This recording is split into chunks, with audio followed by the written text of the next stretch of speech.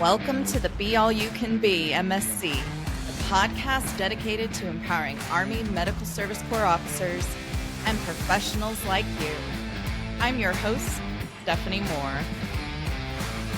And on today's episode of the Be All You Can Be MSC podcast, I am so excited to welcome a healthcare recruiter on to tell us a little bit more about what that job involves. You might have heard that job referred to as an AMEDD recruiter. And here to talk to us today about all the things is Captain Ryan Harakel. And Ryan, welcome to the podcast. Thank you so much for coming on. Why don't you start off and tell us a little bit about your Army experience? Yeah, thank you so much for having me, ma'am. Again, my name's Captain Ryan Harakel. I was born and raised in Little Falls, Minnesota. Actually, a prior service guy, enlisted in the Army in 2003. I did basic combat training, Fort Sill, Oklahoma, followed by AIT in Fort Sam, Houston, Texas, and then was shortly awarded my MOS as a 68 Papa Radiology Specialist. Then I moved on to my first and only regular Army duty station at Joint Base Lewis-McChord, where I was assigned to the 4th Stryker Brigade Combat Team, 2nd Infantry Division. I was assigned to the Charlie Med there, and I did all the roles from team lead to platoon sergeant and participated in 2 deployments in support of Operation Iraqi Freedom. Then I transferred to the U.S. Army Reserve and was shortly mobilized to Camp Shelby, Mississippi to serve as the SRP NCOIC. And then after being promoted to Sergeant First Class, serving as a platoon sergeant in a few more Army Reserve units and completing my Bachelor of Science in Health Science, I applied through the Army Healthcare Recruiting Station in Des Moines, Iowa, and was later awarded the AOC 70 Bravo Health Service Administration Officer in 2017. I was assigned to a local unit, the 7456 Medical Operational Readiness Unit in Des Moines, Iowa, served as the XO HHC Commander, and was fortunate to also be accepted into an active duty operational support role, serving as the Moriu's Missions and Mobilization Officer. In 2021, I applied for the Army Reserve Active Guard Reserve Program and was assigned to my current position as a healthcare officer recruiter and OIC for the Portland, Maine Medical Recruiting Station. Well, Ryan, it sounds like an interesting and amazing journey, ton of experience that you bring to the plate that probably helps you in your recruitment. So, what inspired you to want to put your name in the hat for being a healthcare recruiter? And how has this experience in the role shaped your perspective on Army medicine? That's a great question. Interestingly enough, how AGRs get onboarded onto the AGR program, sometimes we only have a couple options, and the option that I had was recruiting or recruiting, and I picked recruiting. So I was very fortunate to get a couple options of locations, and I've lived on the West Coast, spent a lot of time in the Midwest, and my wife and I jumped at the opportunity to go to Portland, Maine, somewhere that we've never been to and frankly never dreamed of even living. So that was just an exciting adventure for the family. Well, I appreciate that. And yeah, good choice, Ryan. It's nice to know that there's both the AGR opportunities and then this last marketplace for the 2502 movers. There were also active duty positions available as station recruiters and station OICs, also known as the healthcare recruiters.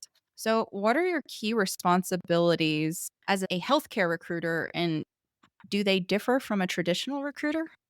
Yes, so there is a little bit difference, and primarily it's who our typical applicant is. So for a healthcare recruiter, we're primarily looking for highly qualified medical professionals or students pursuing medical professional degrees. So just an example, we have 70 different regular Army missions and 30 different Army Reserve mission categories that we're actively looking for. The other thing too is that you have to be able to talk about Army healthcare and have a general understanding of all the different career fields. You don't have to be an SME by any means, but you certainly have to have a good grasp. And then, of course, you have to build long-lasting relationships with your applicants, because on the enlisted side, you might have a shorter, what we call flash to bang, how fast you can go from having the appointment to essentially getting the soldier or officer orders. So in the healthcare recruiting sector, we have a very long flash to bang, sometimes multiple years that we have to keep our applicants motivated. So that's generally speaking the big difference in who our applicants are, healthcare recruiter versus the NPS or non-prior service recruiters. Thank you for breaking it down. And I'd be interested with the students. So, when you're recruiting various medical students, is there funding available to help them complete their programs, or what kind of different opportunities are there from a student perspective to really attract them? Yeah, so we do have a lot of awesome student programs. By far, and hopefully the most popular out there, is our Health Profession Scholarship Program. A lot of advertisement goes towards medical school and dental school. So it pays 100% of the tuition. Our medical and dental students receive a $20,000 bonus, as well as a monthly stipend, and then a couple periods of active duty time where they have an opportunity to go to the direct commission course and the basic officer leader course, as well as have an opportunity to do some audition rotations or shadowing rotations at our military treatment facilities. That's fantastic, especially because they get guaranteed a job and they can start off hopefully mostly debt free. So I appreciate you sharing that program specifically. You mentioned it, you don't have to be a SME, but how much medical and Army specific knowledge do you find that you've needed in the last 3 years to be successful as a healthcare recruiter? So going into this role, I thought, being prior service, that I had this amazing grasp on Army healthcare, and I knew so much, and I would be such a force to be reckoned with in the recruiting world. And come to find out, there was so many details that I was lacking. So in this role, I grew professionally just because you have so many people around you that are professionals. You have people within the brigade team and the health service directorate that are program managers, that are, really the consultants for each AOC, there to provide instruction and to provide knowledge in those areas so that you can better communicate with your applicant. I know you were like, I have a ton of experience, but did you have anything that you prepared for going into the role that you think is beneficial to share with anyone out there that's getting ready to? Or anything now looking back you wish you would have done to prepare better? Yeah, so that's a really interesting point. So, especially when you're in this period where you've been selected for the position, you have orders, and now you're just kind of in this waiting game, I would just brush up on Army healthcare as far as all the different AOCs that we have. Definitely spend a lot of time reviewing your own network. It's imperative that you have an opportunity just to pause and realize who within your own circle could potentially be great people to reach out to and ask if they would be interested in speaking to your applicant, to really frame a better picture of the Army. Oftentimes, as the recruiter, sometimes we're speaking in recruiter talk, and maybe there's a bias that the applicant thinks that we have towards the Army, and of course we do. That's our job. However, they might get a more unfiltered approach if they spoke to someone that's currently serving, practicing in that role.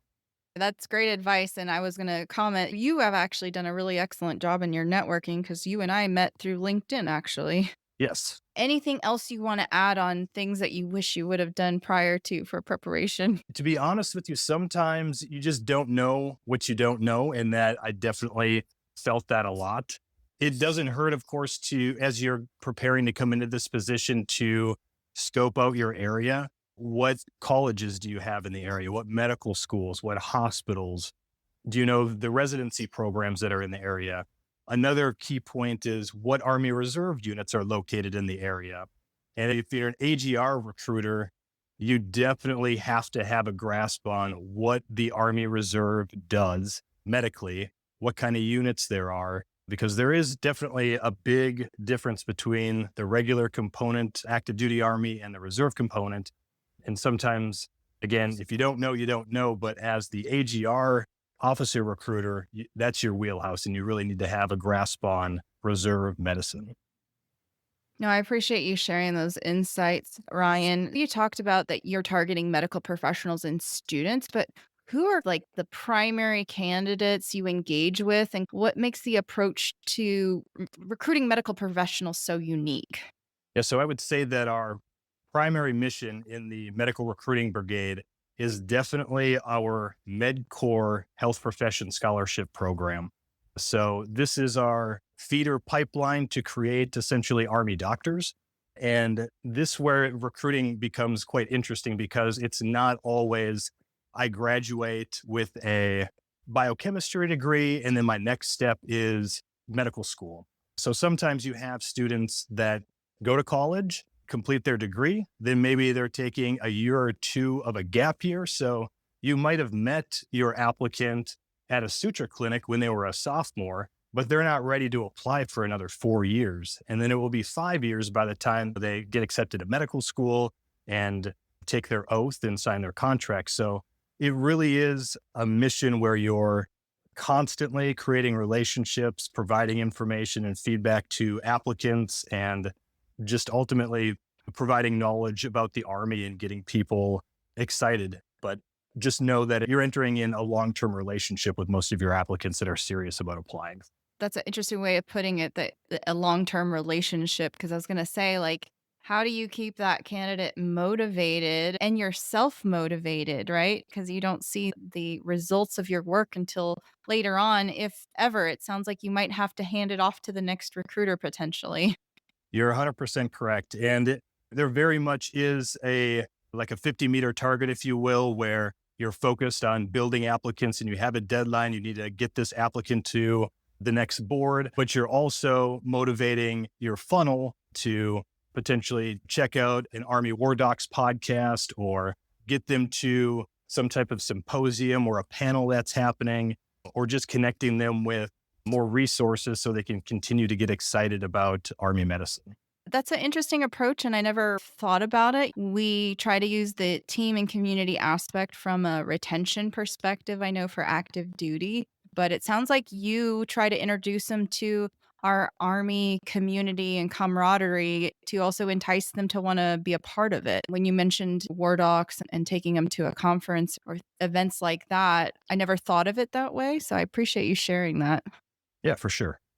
It sounds like that can be pretty challenging. So it ties into our next question. Like, what are some of the biggest challenges that you have faced or you've seen others face in recruiting, and how have you overcome them? Obviously, the US Army isn't the only game in town. We also are in direct competition with the Navy, the Air Force, as well as, of course, the entire United States healthcare system.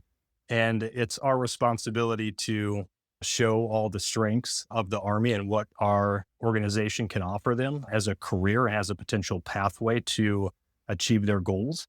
But certainly, fear of the unknown is definitely an obstacle that we face. It's difficult to explain to a person that doesn't have a family member that served in the Army, or maybe they did, maybe they had a grandpa a long time ago that served in World War II, but really they have no connection. So, really breaking it down and understanding that, yes, you might be a doctor in the Army, but your role as a clinician will be to take care of our troops, and most of your time will be spent in a hospital or a clinic, and you won't necessarily be spending the bulk of your career in a field hospital in the desert somewhere. So really trying to paint the picture and being very articulate in what we provide is really how you navigate all those challenges. I think one more thing, and you had already mentioned it, is just the application process itself can be very long. Not only when we first meet the applicant and they're interested in joining, but once we finally start the process to apply, there could be some complicated medical that we have to overcome, or maybe there's some waivers that have to be approved at a very high level. So each of those things can elongate the process. So even after the applicant is boarded and they're selected and we get an opportunity to call them and be super excited that they got selected, there still might be a months-long process that we have to keep them motivated to say, hey, that waiver, we'll get a disposition on that hopefully in the next 30 days. And then we'll be able to get started with your contract and commissioning. I appreciate you sharing those challenges. And healthcare is such a very competitive field now, that I almost forgot that we are in competition with the civilian sector as well. You mentioned it briefly when you talked about the fear of the unknown. What are some of the most common concerns or misconceptions that you find that candidates have about joining Army medicine? And how have you been able to address them more effectively? And so some of it is due to Hollywood and just what you're exposed to and what you see on social media. If you watch a war movie, you think that you're constantly going to have to be dodging bullets as soon as you don the uniform, but it's really providing a realistic approach to what the day-to-day operation is going to look like. And oftentimes, as a recruiter, we might articulate it just fine, but because it's coming from a healthcare recruiter, the applicant might not have a ton of buy-in. So that's where you reach in your back pocket and you put them in contact with a subject matter expert in the area that they're about to pursue. So they can really just have a conversation about what life is like as a family medicine doctor or emergency medicine physician. So they just have a better feeling about going into the process, knowing that their concerns have been addressed and there isn't so much fear in what's about to happen or the process that they're embarking on. I can only imagine when you talk about Hollywood or even our general recruitment for the Army, it doesn't really speak to Army medicine recruitment. Do you find that they also have concerns about if or when they deploy, what that looks like? Very much. And again, it's really imperative for us to articulate what life in a field hospital will potentially look like. And I've found that putting them in contact with people that are, active duty or even reserve and explaining kind of what the day-to-day looks like. But as a healthcare recruiter, knowing what life is like deployed is extremely important as well, just so you can articulate to them that we've even had issues with people thinking that when they deploy, they're going to be the people kicking in the doors. Oh But my. yeah, but articulating that, hey, you're a medical professional, you're a very valuable asset to the Army. Of course, as a deployed soldier, you know that in that deployed area, you're in harm's way, but some people think that they're in the direct conflict and will be expected to shoot, move, and communicate. And even though we're all officers and soldiers first, it's important just to understand that when you graduate residency and you become board certified in the specialty of your choosing, that the Army is going to expect you to operate in that capacity. And your primary mission won't be to be running convoys and doing patrols. Yeah, absolutely. And it's also why it's so critical that us medical service corps officers provide that support. And I think when we get new healthcare providers in our organization, that we help them. We should be mentors to them as well. Oftentimes, at least what I've found, especially with some of the direct commissioned officers, because they only have so much time at Bullock, is hey, here's the baseline. This is the staff. These are the various functions of the staff. This is what they provide. This is what they do.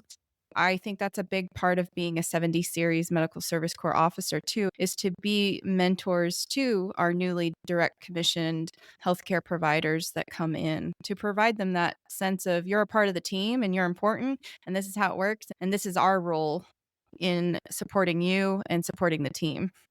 You bring up a great point. With some of our direct commissioned officers, especially the medical corps and dental corps, you could have very senior officers coming in as a major, lieutenant colonel, in some very rare cases, colonels, and they might be the world's best neurosurgeon or comprehensive dentist, but their Army knowledge isn't where you would expect a colonel that's a brigade commander, for instance. You're 100% correct. The Medical Service Corps, it's imperative that we're in their back pocket to make sure that if they are going to be briefing or if they are going to be doing an Army-esque role, that we do our best to train them up and make sure that they're presenting themselves in the best light possible. Yeah, absolutely. So I know this ties a little bit into the next question then. How do you help the prospective recruits balance that idea of having a military career with any of their civilian medical aspirations? So, like if they have aspirations to be board certified in multiple areas, how do you help them balance that idea? So the best part about military medicine is that as a clinician, you can truly practice holistic medicine. If the patient needs said treatment, then that's the pathway that it goes in. The physician doesn't have to worry about the health insurance aspect or whether or not the patient can afford the treatment plan, because we're obviously in the Department of Defense and we fall under TRICARE, or if you're active duty, you're being seen at the military treatment facility. So it's really a powerful thing, especially in dentistry, where even if you have dental insurance, sometimes it's still extremely expensive for certain procedures. But as a military dentist, you're truly doing what's needed to be done for that patient and not focus so much on how much money it's going to cost, because it's not going to cost the patient anything.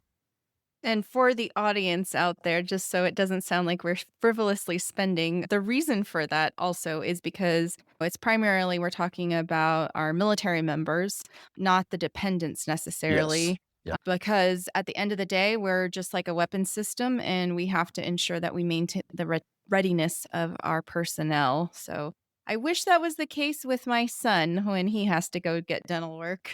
Sure. But so, given the high demand for medical professionals in the civilian world, like you mentioned before, how do you kind of position the Army as the most competitive and appealing choice? Is it personality dependent or is it very like personalized in how you address each recruit? Oh, 100%. So there's a big difference on how you approach someone that has a connection to the military and already has a good grasp on what it means to serve versus someone that's just interested in one of our programs but has no idea what military life is like. The approaches are very different. But I would say there's just a couple things that, regardless of what population you're talking to, you can certainly make the connection of service to your country. Not only are you serving your patients, but you're also serving the nation. And then also something that you brought up previously is the cohesiveness that you have in the Army. There's something about a group of people all wearing the same uniform, all rowing in the same direction to complete a mission. That's something very powerful. Very few places on the civilian side, when I talk to medical professionals that have left the active duty Army and are entering a civilian role, very few organizations are able to replicate that. So just those two things are really powerful. And I would say that the opportunities that you have in the military are very different than the civilian sector. If you're practicing in rural Maine, for instance, that practice isn't going to send you to Africa for 2 weeks to participate in a global health engagement, nor are they going to send you to maybe a fellowship fully paid. You'll maintain your entitlements, your benefits, your pay, everything while you go do this fellowship. So the contrast is very different when it comes to opportunity and incentives to improve your education and to further develop your skill as a clinician. That's a really good point, and I'm sure you at some point also talk about the opportunity to PCS because you're not necessarily stuck at the same job day in, day out or medical treatment facility, right? You do have flexibility to move around and experience different things, and I know that can be very appealing, and yet you don't necessarily have to be like a contract worker where you might take some risk not having your own insurance and having expenses like that. That's a great point. And just to build off that a little bit, we often see situations where a PCS or a permanent change of station is something that is quite intimidating. We have people that maybe at this point in their life where they're about to graduate medical school and they have a relationship, and moving out of the area is something that isn't really looked at as an adventure. It might be looked at as a fear. So addressing that obstacle as well for people has been one of our challenges, but also to frame it as exactly what you mentioned is that regardless of what you're doing in the military, our talent managers do an excellent job of looking for the next position for us to excel and to further build professionally as an officer and as the role that you're currently serving in whatever AOC that might be. Absolutely. And I do know that this last year they started some initiatives for the healthcare providers, at least, to kind of look at when they were having them in the movement cycle. And it's not like hard cut, you have to move every so many years necessarily. Now I know they're trying to align it more like, oh, okay, you have to now go to your intermediate level education and you got picked in resident. Okay, that will be a natural permanent change of station because you have to go get this education. And so we will put you in for a new assignment. So I know that they're trying to be more proactive to offer that stability because some of the medical professionals, there's only so many of them in the military. And some of them I know it is more advantageous for them to be at the larger military treatment facilities than going to some of the smaller areas out there. Yes, definitely. So, what strategies have you used in establishing trust and rapport with the medical professionals for those that aren't really familiar with the military service? So as a recruiter, our word is our bond. So you absolutely have to be a person of integrity. And as soon as you say something wrong, you need to correct it. Or if you get off the phone and you realize that you messed up on something, you need to shoot that person a text or an email, because the applicants that you're going after are well read, are well researched. Oftentimes, if they're reaching out to contact you, they already have an idea of what's available and what they're looking for.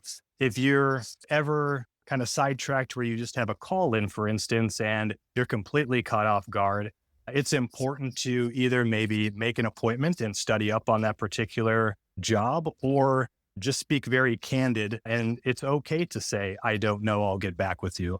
So building trust and rapport, it's just absolutely critical that you are open and honest. And for me personally, I don't sugarcoat things because our application process is so long to begin with. I'm not going to have a charade for these people to see or to be exposed later on down the road. I'd rather everybody just know upfront exactly what they're about to get into.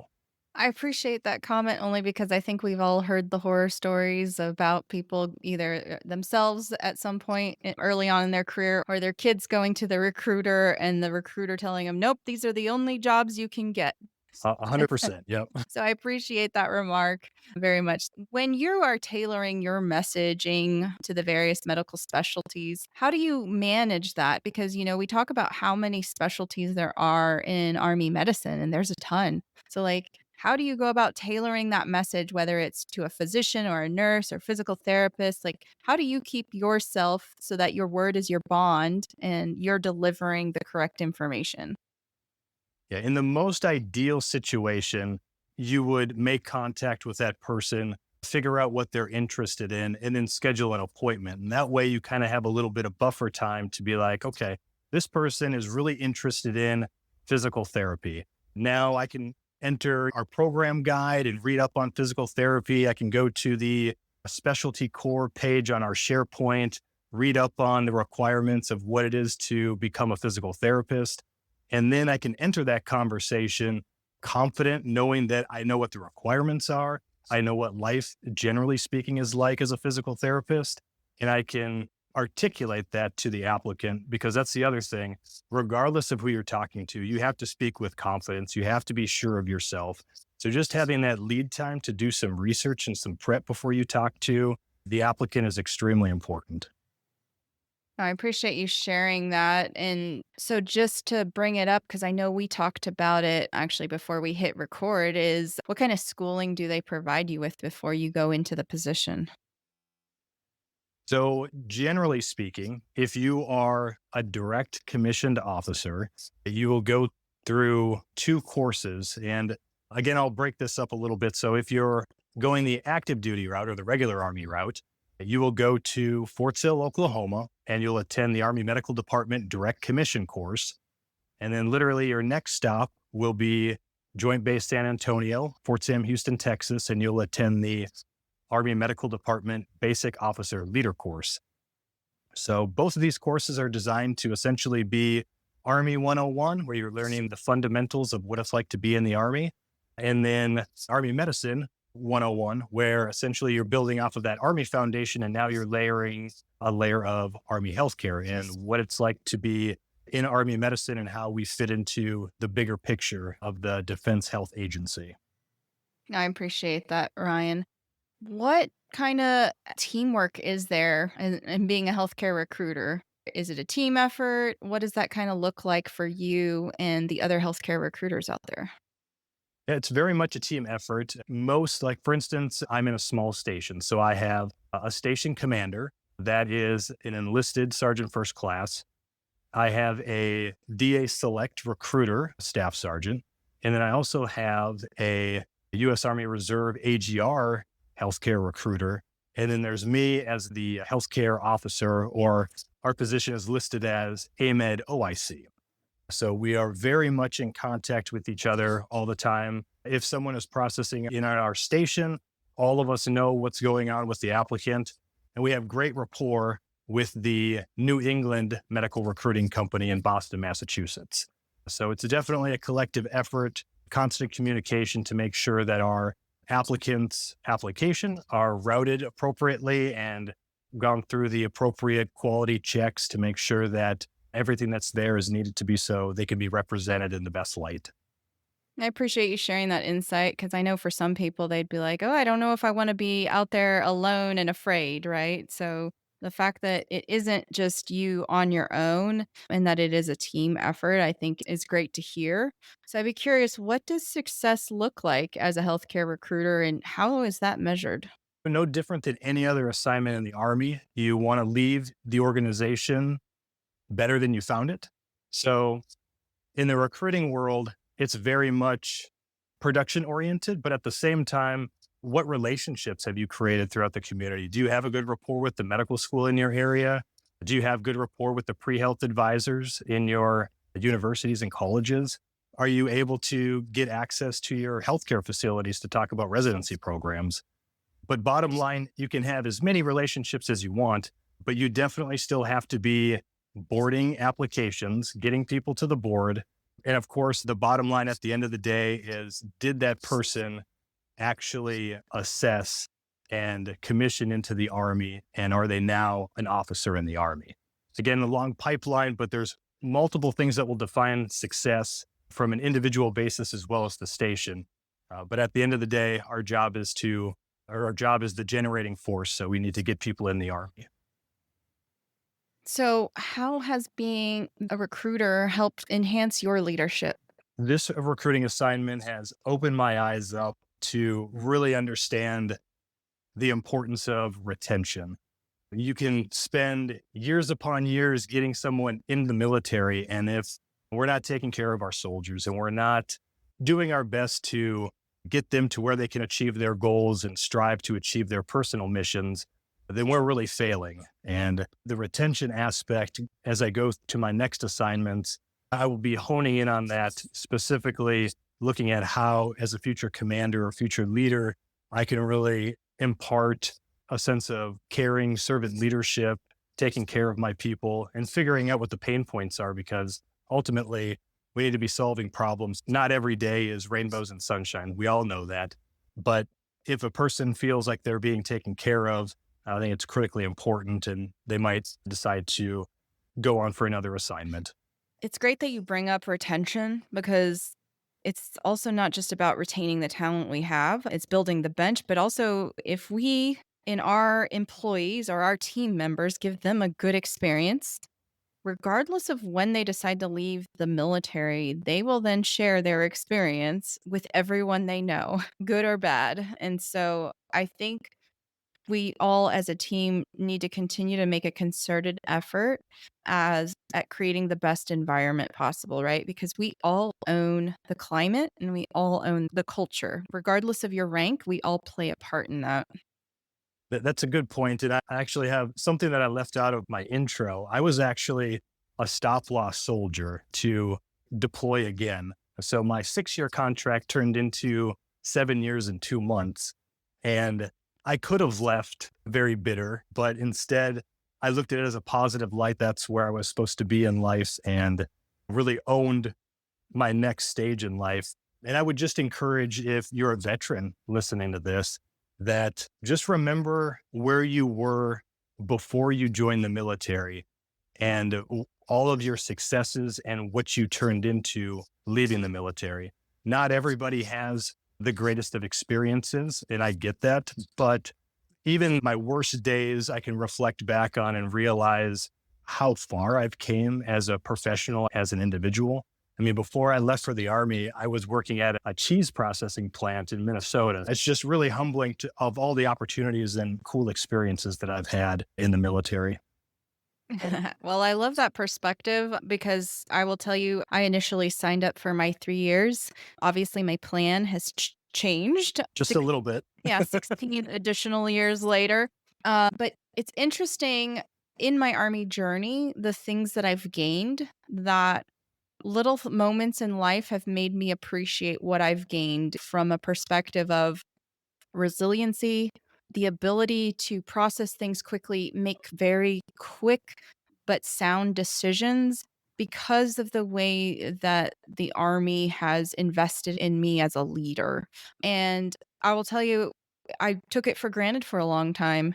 And yet, I've had some things in the last couple of years that my husband and I recently, for our family, had to make a very quick decision. He is retired Army too, but we were able to sit, in an Olive Garden and do MDMP over some breadsticks, course of That's action awesome. analysis, and make a decision, a very serious decision, but decision that was good for our family with confidence.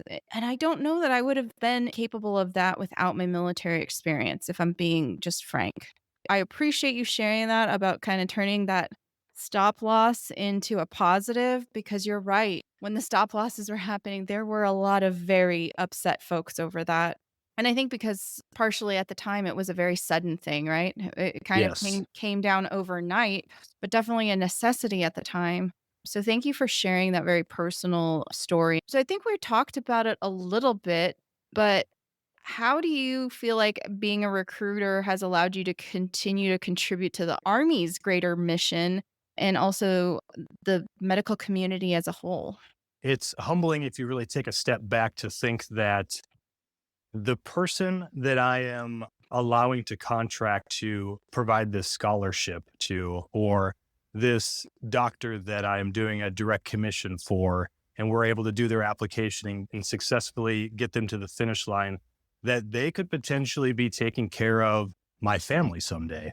Or for some of our medical students, if my children decide to serve in the military, they could potentially be that lieutenant colonel or colonel that's a hospital commander where my son or daughter are being treated. I think when you humanize it a little bit as a recruiter, it definitely puts a little more buy-in to what our mission is. I mean, we're really there to get the best and brightest, to put them in uniform, to serve our country, and to ultimately conserve the fighting strength and to take care of the families and dependents while we're deployed.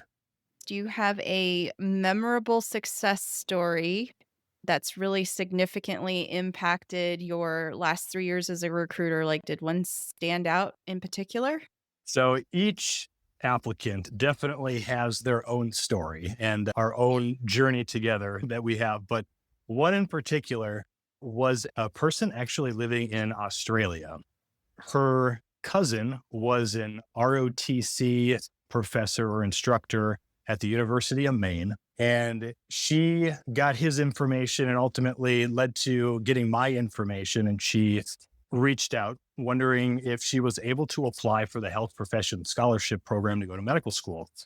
And I said, yes, no problem. We can definitely help you out. And working through a 14-hour time zone difference and navigating the application process. And when she was on vacation in Hawaii, we actually got her fingerprinted so she could do the FBI background check and get that knocked out. And so it's just this amazing time where we had an opportunity to help somebody that didn't think that they would be able to be helped. And now they're attending medical school right now on scholarships. I mean, it's just everybody has a story like that or something similar to where they didn't think they would be able to get the scholarship, but we worked extra hard at medical waivers that were complicated. And eventually they got a waiver or an exception of policy that needed to take place. Or maybe they're a very senior civilian and that they want to serve, but their history is very complex and maybe they need some exception of policies or waivers. And it's those success stories that really keep you going. That's amazing. So good luck to her. I hope she does well in medical school and continues on this journey. And that's a great point about waivers. Even when I joined the military, I did OCS off the streets and put my name in there. And I remember I had to get like 3 waivers. Oh, yeah. And so it's most candidates do have a waiver of some sort to join the military, especially nowadays. Yeah, I will foot stomp. If you're an applicant out there that's listening to this, you are not disqualified for military service until the medical authority disqualifies you a couple times. And the only reason why I say that is because as an enlisted soldier, my medical waiver for my shoulder surgeries, it was denied twice. And I had one more opportunity, and we had this giant packet of even letters of recommendation from my employer, my surgeon, my coaches, saying that I was fine. And ultimately, it got approved. It's really a matter of putting together the packet, sending it through, and being persistent, and just don't give up until you're finally told, hey, don't ever submit this waiver again. The person's disqualified. No, great point. So, what qualities do you think make someone a successful healthcare recruiter? Oh, you have to have resilience. Sometimes, and this is something that nobody likes to talk about, but sometimes you work really hard, you bend over backwards for applicants, and they're just about to go before the board, but you just need a couple more documents to be signed. And then wham, they say, you know what? This isn't for me. I'm not going to pursue this anymore.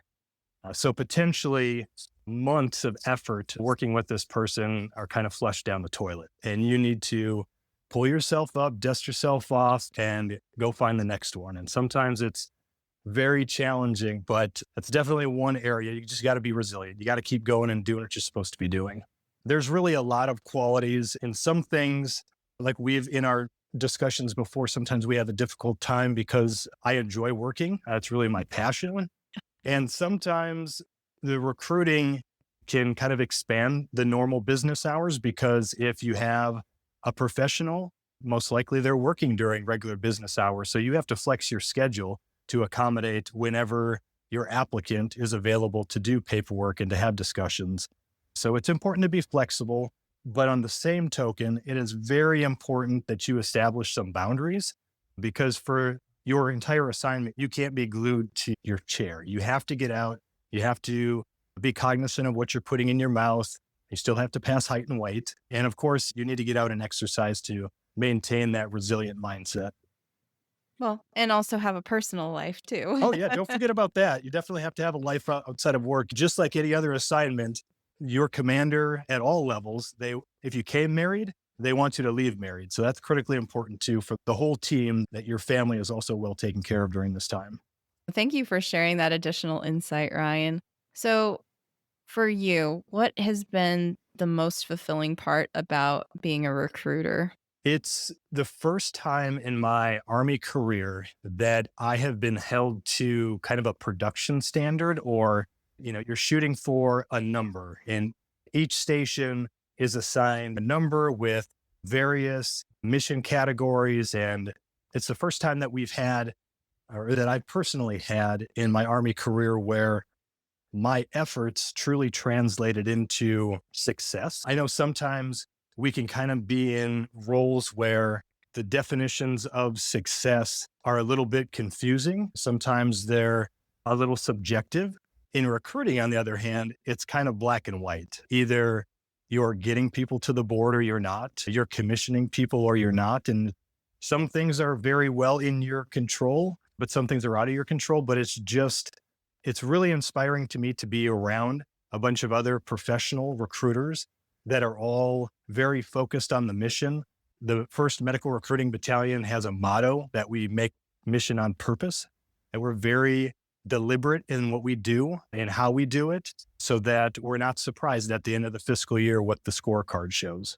So, how do you provide assistance to someone that might be struggling with achieving the goals that are set? Yeah, so that's a good point. Now I'll foot stomp this really hard, because sometimes you are on top of the world, like you're the most amazing recruiter in the world. And then the next quarter, this happened to me, just rolled zeros. Like my funnel dried up. Everybody decided they wanted to pursue something else. And then I was left like, oh my goodness, what am I going to do? But at the end of the day, you reach out to your peers, you ask them if they're doing anything different, or you just vent a little bit and get back to what worked for you before. Or maybe you have to do some looking within to make sure that you're on the right target as far as what you're focusing in on.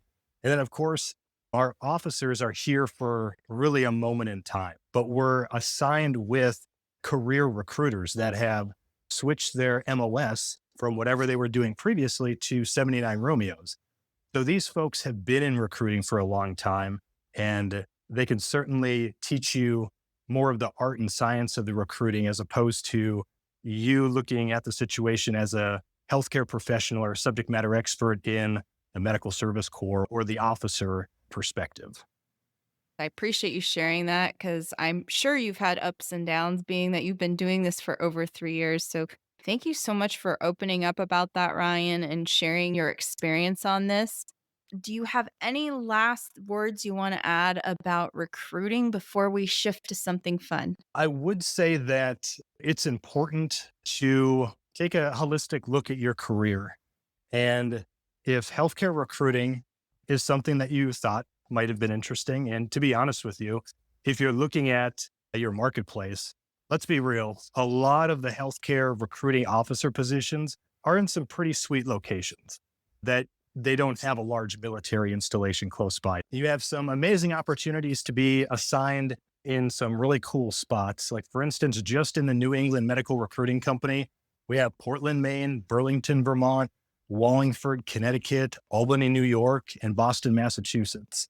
So sometimes it's just cool to be in someplace different other than close to a military installation. And then furthermore, you have a lot of autonomy to tackle the mission how you see fit. Of course, you'll definitely get a tremendous amount of leadership and buy-in and insight from your station commander.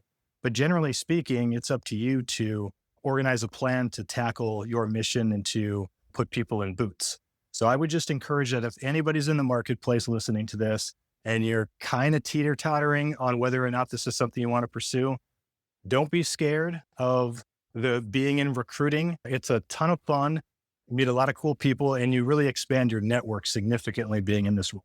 Well, I might have learned the name of a town that I never knew existed in Connecticut because the only part of Connecticut I've ever heard of is Hartford. And I know in this last marketplace too for the active duty, there was locations in places like Orlando and Miami, Florida as well. So definitely, like you said, they're everywhere. There's a breadth of them. And a lot of times they are not by a military installation. So it's a unique experience to kind of be living out there in the community, but still be a part of the AMEDD mission. Definitely. All right, Ryan, we're going to switch to the fun questions, specifically the fun ones about yourself. What is the best career advice you've ever received or given? So I received some of the best career advice as a buck sergeant deployed from my first squad leader. Again, I was in a situation where I was very convinced that I was going to be a one and done as far as my contract goes. And I had an opportunity to appear before the NCO of the Corps Board as well as the promotion board for staff sergeant. And if I could really picture myself as a third party looking in on the situation, I'm sure I looked like a child kicking and screaming on the floor that I didn't want to go to any of these boards, that I was done with the military. And I was just convinced that once I left the military, I was going to go to school and do my thing on the civilian side. But he encouraged me to take a step back and focus in on where I am present day. You have no idea what tomorrow is going to bring. So you need to focus on where you are in the here and now. And if I wouldn't have listened to that advice, I would have left the active component as a sergeant. And who knows, maybe I would have transferred to the reserve still. But at the same time, I definitely wouldn't have been put in a position where when I left the active duty Army and switched to the reserve component, that I would have mobilized in a position where it's typically held by our combat medics, Sergeant First Class. And I was in 68 Papa X-ray Tech, staff sergeant, taking on the responsibilities of an SRP NCOIC position at a mobilization station in Camp Shelby, Mississippi. So his guidance and really some mentoring and some sage advice about just focus where you are present day and seize the moment and do whatever you can to do to present yourself in the best light, take advantage of upward mobility, continue to train and practice towards that next position. And if you still want to get out of the military, fine. Thank you for your service. You're a veteran. You've done so much more than just a sliver of the population has done. but you never know what tomorrow is going to bring. So continue to keep trucking along and focusing on how you can better yourselves. Well, that's some great advice. And I don't know why it was making me laugh when you said Buck Sergeant. It was definitely giving me, what is it, MASH vibes there for a moment. Sure. All right, Ryan, what is a fun fact about you? Or you can share your favorite ice cream. I think I'm going to go the ice cream approach. For those that know me well, I definitely have a big time sweet tooth, which in the recruiting environment, yes, a lot of your time is on a chair behind your computer, building packets and whatnot. But nonetheless, you might be familiar with a creamery that's located in Oklahoma, Kansas, Texas, Missouri, and Arkansas called Brahms. Are you familiar with that by chance? Yes, I am. And when I Oh, went to man. Fort Sill, Oklahoma, I ate some bronze.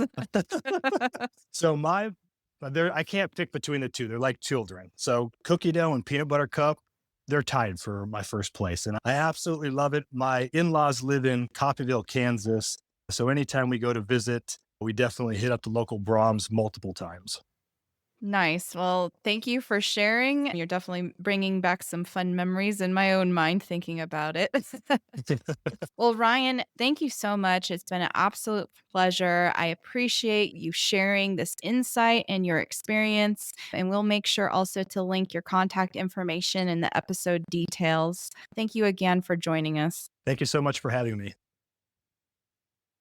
Thank you for joining us. Don't miss the next episode of the Be All You Can Be MSC podcast. Subscribe now and join our vibrant community of ambitious professionals who are taking their careers to the next level. The opinions shared on this podcast are the personal opinions of the guests and the hosts.